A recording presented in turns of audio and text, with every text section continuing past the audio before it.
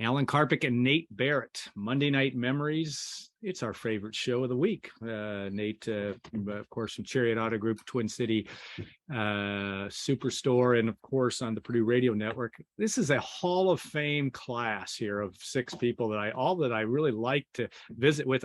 We could be talking about something else, but the great story of Len Dawson and his impact and his legacy. Obviously, Len passed away last month, but left a legacy that touched all of us in one way or another. But I want to introduce our group that's on the Zoom today. Of course, Nate Barrett, I've already introduced. Tom Schott, and it works also at Purdue University and it worked in the athletic public relations office, strategic communications for many years.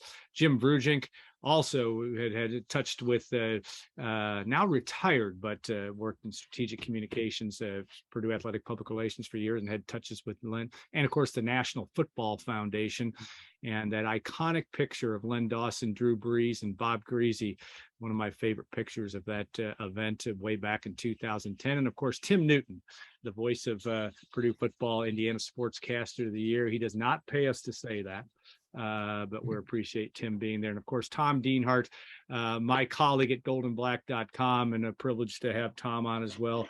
Like I said, it's really interesting with Len Dawson. I'll start with you, Tom Dienhart, in terms of just the whole notion. You had an interesting story about your dad and the impact that he had, and maybe also on family lore with Len Dawson. Of course, Len Dawson, quarterback at Purdue from 1954 on the varsity, 54 to 56, Purdue's first academic All-American. Of course, led Kansas City to the Super Bowl, played in Super Bowl, and was a Super Bowl IV MVP, in case you don't know who Len Dawson is. But Tom, share that story as we'll get this started.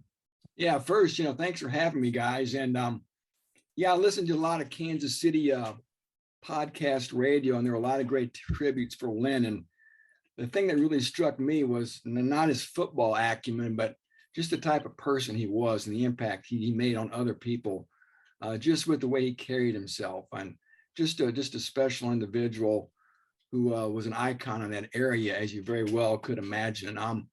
My dad graduated from West Lafayette High School in 1954. And then, of course, walked right across Northwestern Avenue like I did and went to Purdue. Of course, Purdue was a smaller place in the 50s. And like Len Dawson, he was a PE major. And they often sat, I guess, this is according to my dad, sat next to each other because Dawson and Dienhart were close in the alphabet, obviously. And he said they ran around a little bit in college and, of course, got us the requisite autographed pictures later in life. But you know what? My one regret, guys, is I never got a chance to meet Len Dawson. And I'm sure many of you on this call did. I'm sure Jim did and Tom did, maybe even Alan. And I don't know. But again, he's a guy that I really wish I could have connected with at some point just to corroborate some stuff and tell him what I thought of him as not just a football player, but a person, guys. And really, to me, the one of the angles on Dawson that seems to get lost from his Purdue years is the fact, and you guys probably know the story about him being the golden boy, right? Yeah. And was it Al Wright said, well, the golden boy needs a golden girl, and bang, one of the greatest Purdue traditions in my mind is born in there that still obviously lives on today, the Purdue golden girl, iconic, right? And that's because of Len Dawson. And you had Bob DeMoss, you had Dale Samuels, and you had Len Dawson. So they really kept that trilogy going, which of course has become the cradle of quarterbacks. Just a great person who the world will miss. Nate, you had a chance to, well said, Tom. Nate, you had a chance to interview Len Dawson. Might have been the last time he was on Purdue's campus at the National Football Foundation, celebrating our Legends Dinner back in 2010. What was that like for you, that experience, and what impressions did you have with Len in that situation? That was an incredible night because we had Len Dawson, Bob Greasy, Drew Brees were all there. And it only to be eclipsed in some ways a year later when you had the 3 astronauts in. Yeah. When you thought you couldn't top the 2010 dinner, the 2011 one was a whole different level. But in preparing for this, I went back and watched the whole thing, about 9 minutes. And what strikes you is what a pro he was. just a television level pro. And of course, by that time, he had been doing the inside the NFL stuff for so long. But at the tail end of that interview, he talks about how he got involved with local TV and how he wasn't making a lot of money. And so he had to go to practice with the Chiefs and then go do the local sports that night. Incredible. And he'd do the 6 and the late. He would do the late sports as well. And then the Chiefs had a bad year the next year, and fans started to complain when they realized, hey, our quarterback's doing the late sports. And then he makes this comment in the interview about, well, at least you knew where I was at 10 p.m. I thought that was great. And then he basically walks off the interview at the end. He made a great line, and then he knew when to quit the interview. In other words, his timing was very much a pro. Yeah, no question on that. Tom Schott, you had touches with him as well. Certainly in 2003 was the one time when he was at Ohio State. And I know that Tim did too, but talk about the scope of Purdue football and Purdue sports history, and the fact that this is a guy that obviously got Purdue on the map by winning a Super Bowl as a quarterback school. It had that legacy too, because of Mike Phipps and Bob Greasy right before had led into that 1970 when he won the Super Bowl. But just the grand scheme of what he meant to Purdue from a football standpoint was pretty significant. No doubt about it. I mean, you look back, the numbers he put up at the time in the 50s were astronomical. They're pedestrian by today's standards, but he came to Purdue because Purdue was known for throwing the football, and that certainly didn't have the same connotation then as it does now, or did under Joe Tiller. But he was a throwing quarterback in high school and wanted to use those talents at college, and felt Purdue was the best fit for him. And I think I met Len several times. I think the last time probably would have been that 2003 meeting in Columbus. The game was on ESPN, and Bob Greasy was doing the game. So he and the Chiefs were in Cincinnati for a Sunday game. So Bob convinced Len to come up and watch the game and hang out. And Tim and I spent most of our Friday night in the hotel lobby bar with Len and dozens of his closest friends that he'd never met before. And that's kind of what Tom Dienhart said. I mean, again, he'd been gone for 50 years from Purdue, and he wasn't actually, I guess with the Inside the NFL, HBO was a bit of a national stage. It wasn't like he was the Monday Night Football announcer, but, these Purdue fans that were in town for the game, knew of Len Dawson, wanted to meet Len Dawson, wanted to get a piece of Len Dawson, and he was enjoying every bit of it. And again, made everyone feel like they were Tom Dienhart's dad, Yeah. just a super nice guy, the ultimate gentleman.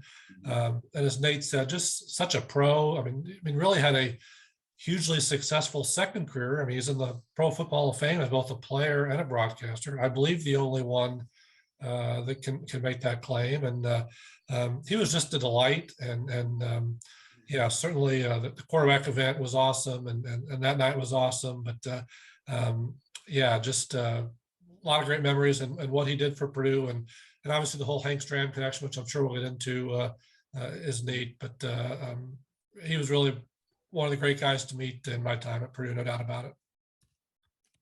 You look at this, and I'll go to Jim Brugink on this as well. That again, the scope of what he's done, but just putting together that. Getting those three guys together. And I always thought, and maybe incorrectly, that Dawson kind of felt like, from a college career standpoint, I guess his college career didn't measure up to Drew Brees and Bob Greasy. That may be true, but any sense from him in terms of your experiences with him, Jim, and what and your work with the Tiller chapter, and his willingness and desire to come to that event and be part of it. It was a big deal for him, as I recall. Yes, and thanks for having me on this, Alan. Indeed, you are very accurate with that. Len, I think, had felt as though he kind of was missing out a little bit from time to time because he was so busy with the rest of his career. He did tell me that he really appreciated what we did for him back in 2010 and having him included with that, because the Cradle of Quarterbacks really is a neat tradition that he feels very much a part of. But he also knew that some of those other guys were coming back more often. We tried to celebrate the Cradle of Quarterbacks as many times a year as we possibly can to get those people back. But it was very infrequent when the schedules would fit so that he could come back. But the fact that we did that event in June when there weren't very many football conflicts, I think really helped. Plus, I think he really liked the idea of celebrating Purdue's 3 Super Bowl champion quarterbacks, which was such a unique thing that Purdue can claim. And him being a part of that, I think he really did appreciate that. We tried to get him back back 2018, I believe it was. Right, I remember. When we inducted him into the Indiana Football Hall of Fame, but his health didn't allow him to come back for that. And unfortunately, he didn't make many public appearances after that. So, but I know his feeling was that he would have liked to have come back a lot more than he did. But we were glad to have him certainly for that event, and his participation in the Purdue Hall of Fame induction back in the 1996, I believe. Right. It said, that was also a very unique opportunity to see him back on the same stage and at the same time with Hank Stram. Yeah. You look at Tim and Tim Newton on the whole notion of you were involved in and went back and listened to that interview in '96. Hank Stram, I mean, you talk about national stages. I mean, if you're an NFL films guy, you love the matriculating down the field or what the lines that Hank Stram used in that Super Bowl IV and other times. They were just classic. And of course, the iconic picture of Dawson smoking a cigarette on the sideline, which appeared after that. But just your impressions of him, and you certainly had some experiences with him also in 2003. Well, I have to admit, Alan, growing up, I didn't like Len very much because I was a Buffalo Bills fan. Growing up just outside of Buffalo, and back in the old AFL days, the Chiefs were one of the best teams. And in fact, the Chiefs beat the Bills at War Memorial Stadium to go to the first Super Bowl. And Len had a great game, as he often did.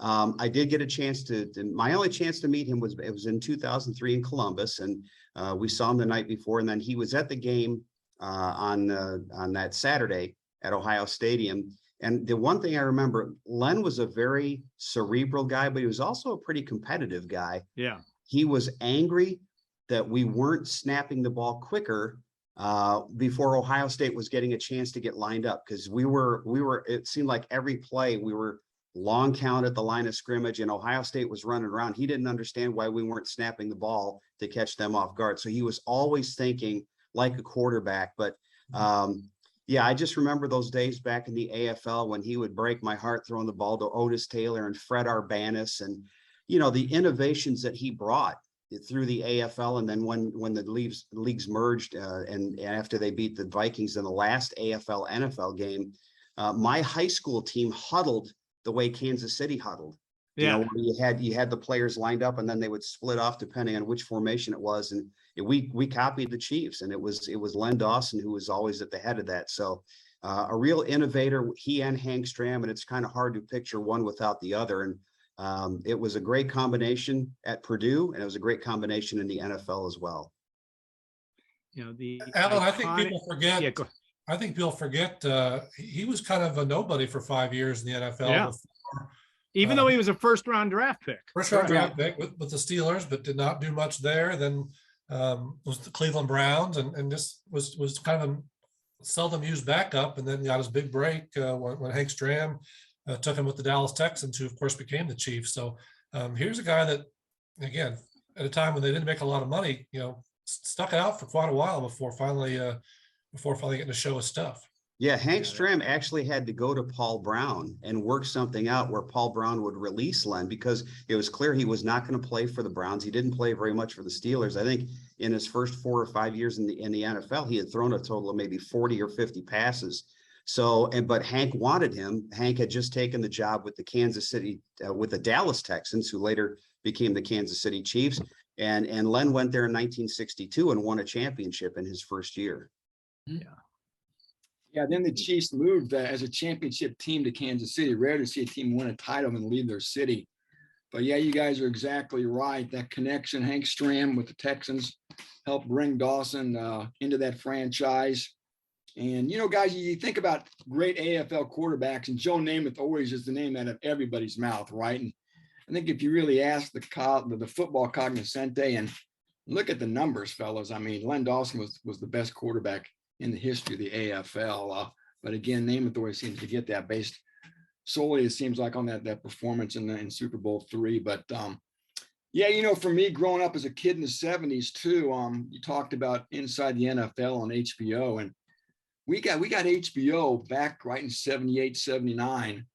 And you talk about appointment television for a kid who loved football in an era when we weren't inundated and flooded with highlights left and right of every NFL game that happens. That was Thursday night it debuted, and to watch Len and Nick, right? Yeah. Len and Nick, right? Right down the highlights of every game with analysis. And, you know, Tom talked about that earlier, you know, that two-part career, if you will, where generations of people only knew Len obviously as a broadcaster. And again, Hall of Famer at both. And it's Frank Gifford and Dan Deerdorf and Len Dawson are, I think, the three guys who are in the Hall as players and broadcasters. And yeah, Len on television was really something. We heard about his career in Kansas City too for years, anchoring the sports there as well. So, you know, the seventh son of a seventh son. How about that? Yeah, that's crazy. Yeah, 11 kids in his family. And I listened to a podcast he did a couple of weeks ago with somebody, and he talked about his recruitment. And of course, Ohio State came after him, as you would expect, but had no interest in being an offense that was ground oriented, and got to Purdue, and the rest is history. Again, just a special guy who I'm glad we get a chance to celebrate.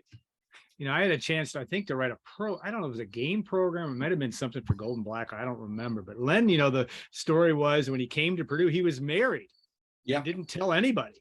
Didn't tell his family. I don't know how that all worked out. I'm not sure exactly how that went in the fall of 53 and whenever he showed up on campus, but the whole thing. And I think that the Purdue Notre Dame game of 1950 and the effect of newsreels really got him interested in Purdue, because of course Dale Samuels, his predecessor, stopping Notre Dame's 39 game unbeaten string. But I just think too, I remember as a kid, and you know, in my family, we were an NFL family. We were all tradition and all this and that. And I love the AFL. I think I used to root for the Pac-10 or Pac-8 in the Rose Bowl too. I don't know, maybe just to make my brother and my dad upset. I'm not sure. But watching Len Dawson, two iconic games, you know, the Oakland Raiders Chiefs games. And then, of course, I think it was Greasy versus Dawson in one of the longest games in the history of the NFL, or was the longest game at the time when the Dolphins beat Kansas City in Miami. But just watching two Purdue quarterbacks go at it. And you got to remember, too, Dawson played for 19 years. I mean, I think he did not retire till 75. I may be wrong on that, but it was right around there. You know, he had a lot of longevity to him in a place that, and he still held the record for, if I'm right on that, still held the Kansas City Chiefs all-time passing record until Mahomes did it in 4 or 5 years, but still amazing how that all played out. But just an amazing story from that standpoint. Nate Barrett, anything else from your perspective in terms of what you're even collecting trading cards to that impact of a quarterback like that? And you're the young guy of all this, so well, you got to bring out to what he meant to you from that standpoint. Well, one story that you guys would appreciate, when my grandfather was down in Terre Haute coming up in the car business, there was a day he was selling cars at a dealership called Doan & Decker Ford, and it was right by the Indiana State Sycamore football stadium. And he used to tell me the story that Hank Stram and Dawson and the Chiefs stopped by Terre Haute one day to check out Indiana State Stadium because it was one of the first ones that had AstroTurf, right? And they wanted to check it out, but because they were playing somebody pretty soon that was going to have AstroTurf. And so he went over and just sat in the stands and watched them practice. And so that was always a story that he and I had and shared about his Terre Haute days. So that's one that I certainly value. And to touch on again, you mentioned the picture. It was fun to see on Twitter how the picture of him smoking, with the little bottle there at halftime. With the Fresca. Yeah, Prescott, With the yes. Fresca. It reintroduced him to a whole new generation of fans. That and I can remember the Dick Allen cover of Sports Illustrated 3 or 4 years later, but that was just of him smoking a cigarette in the dugout. That shows you what I think, and I'm open to anybody to comment on this, because I think, and Tim kind of focused on it, Stram and Dawson, there were some real interesting similarities in terms of the way they carried themselves. You know, as Stram was always the sartorially resplendent guy, and always had the cuffs and always was dressed to, it seemed like, to the nines on the sideline. I don't know that you ever saw him in a pullover. Maybe you did. I don't know. I guess there are pictures I've seen of him in practice. But Dawson was kind of that same way. He had a real style to him, very attention to detail of how he put himself together. Maybe that was a television career, probably was. But anybody else have that same impression, or any other things they want to share about Len? I think they understood. I think both guys understood the importance of image. Yes. Hank Stram certainly was well aware in Super Bowl IV that he was wired for sound. And I think he put on a real show for everybody. And if there's anybody who's watched NFL films for years and doesn't know what 65 toss power trap is, I'm not sure. That's the play that they scored their first touchdown on in the Super Bowl. But I think Len, with the experience that you mentioned earlier, working in television from the time that he was a player, he understood the importance of media. He also understood, he's a guy that probably would not have been bothered in the era of social media, because you have a feeling that Len was always aware of what was around him. He was never going to be caught in a compromising or bad situation. What you saw on the field was kind of, Lenny the Cool was his nickname, and that was the way he was both on and off the field. So, even though Hank was certainly a little bit more demonstrative, I think they deep down had that same passion for football, but also the same, they understood the importance of image and projecting an image that would not only better their team, but also better the league in general. They call that branding now. They were way ahead of their time. They call it branding. So I think that is absolutely too.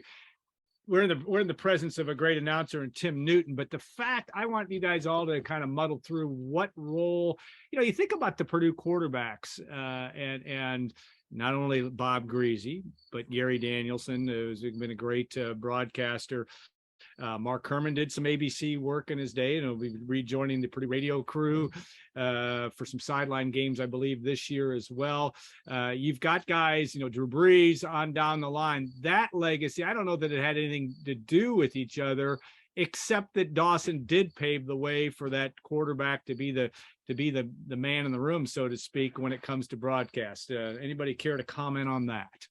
We look at all the Purdue quarterbacks. They're just all smart guys. I mean, they're guys that could have been successful in anything they chose to do, and all of them were. If you look at all the names of the cradle, and some chose the avenue of announcing because of their passion for football and their ability to analyze what they're seeing. They were all brilliant. At least the ones I met and got to know over the years were all smart football guys, smart people overall. So not surprising that they would do that and be successful. I mean, Bob Greasy for years on ABC, ESPN still does work with the Dolphins. You mentioned Gary Danielson, still doing games, did Big Ten games for many years. The others, it's just not, to me, not a surprise at all. Probably no relation or correlation between them all, other than the fact that they went to Purdue and got a great education and had a great football experience. Or even Dale Samuels had experience as Purdue color commentary on radio. Did a number of years. That's Jim right. Jim Everett is known for an interview, although being on the other side of the table. Yeah, I think he also did. I think he also did some work in LA television, but I'm not sure. I wouldn't be surprised. And the old. I still appreciate the fact that Jim Everett still game to understanding branding. He understands branding. Always willing to talk about that interview. Yeah. With, Jim Rome. I think Jim Rome. I think that was pretty much the case in terms of the role of all those guys. Really had a huge impact on Purdue. We'll go around the table one time with last word on Len Dawson and anything else you want to add to the fray. Tom Dienhart, I'll throw to you first. Yeah, I mean, I think it's all been pretty well summed up here, guys. Great player, better person. I mean, what a legacy. I mean, that's That's all you need in life, right? Is you remember it, I think, by how you impacted other people, not by your accomplishments, but how you made other people feel about themselves and how you served others. And Len Dawson seemed to check a lot of those boxes, in addition to being obviously a terrific football player. Tim Newton? Two things here. First of all, I don't know if I'm breaking any news here, but when I talked to Hank Stram in 1996, he mentioned that I believe it was Hank's father-in-law that ran the Piggly Wiggly, which was a supermarket in West Lafayette. And you mentioned, I think Tom mentioned earlier, that Len was married. Apparently, Hank's father-in-law took groceries to Len and his wife. I don't know if that was an NCAA violation. Purdue would never have. It was 60 plus years ago, so certainly the statute of limitations has gone out. But just hearing that story, it kind of gave you that hometown feel of, Len and his wife out in married student housing out near the Purdue airport, and just a couple of college kids out here trying to make a living as they left Purdue. And I think Len Dawson kind of epitomized what the six of us who've been around Purdue for, between the six of us, probably 150 plus years.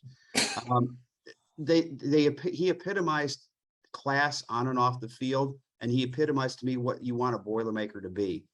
He let his accomplishments, for the most part, do his talking, even though he was a very successful broadcaster, but he didn't have to tell people that he was great. People knew that he was great.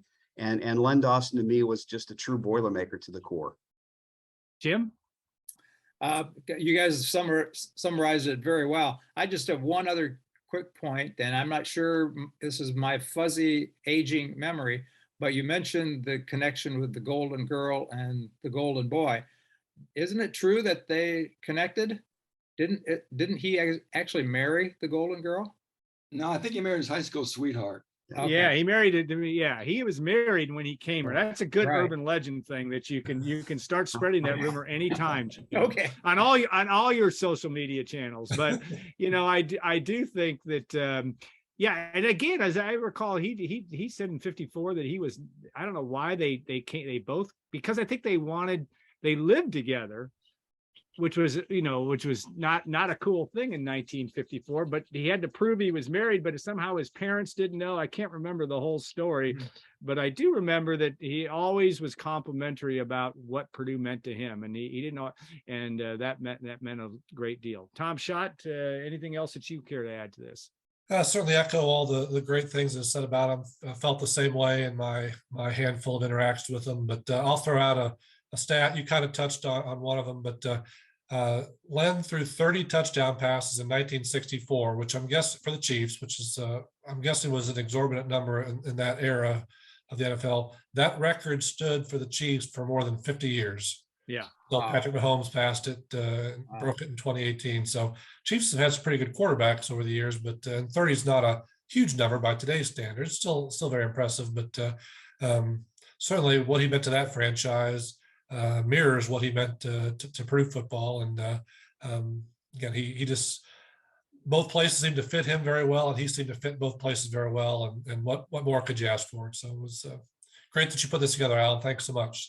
Yeah, Nate, I thank you. And Nate, obviously you've had a broadcasting career along with your day job, but guys like that have, with the way that Len carried himself, kind of leave you with a standard to live up to, that you kind of get that when you're around him. Do you agree with that? Yeah, you're in awe of the professionalism, and it just makes you realize how much more work you have to do to get better at the craft. You know that when you're around Tim, and there's so many broadcasters that you just go, man, I'll never be as good as that guy, but it gives you something to shoot for.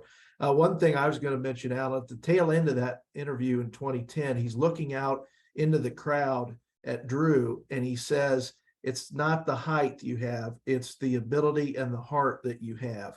And I think there's a connection there between he and Drew. And interestingly enough, when I looked it up on Wikipedia, of course, Drew, we know about him winning the Walter Payton NFL Man of the Year award in 2006 for everything he did for New Orleans. But did you know Len won it in 1973? So they were both NFL Man of the Year. Did not know that. Yeah. So I thought that was kind of neat. Yeah, great addition. Hey guys, we'll do this every lunch hour now for the next day. We'll just come up with another subject, but really the legacy of Len Dawson is so important to the not only to Purdue football but to Purdue University, and we appreciate you guys taking the time to do that. Have a great rest of your day, and thanks to all of you for watching and or listening to Monday Night Memories, brought to us by our good friends Nate Barrett's group at Chariot Auto Group and TwinCitiesSuperstore.com. We appreciate them as well. So have a great rest of the day, all. Thanks, guys. Thank you. Sure.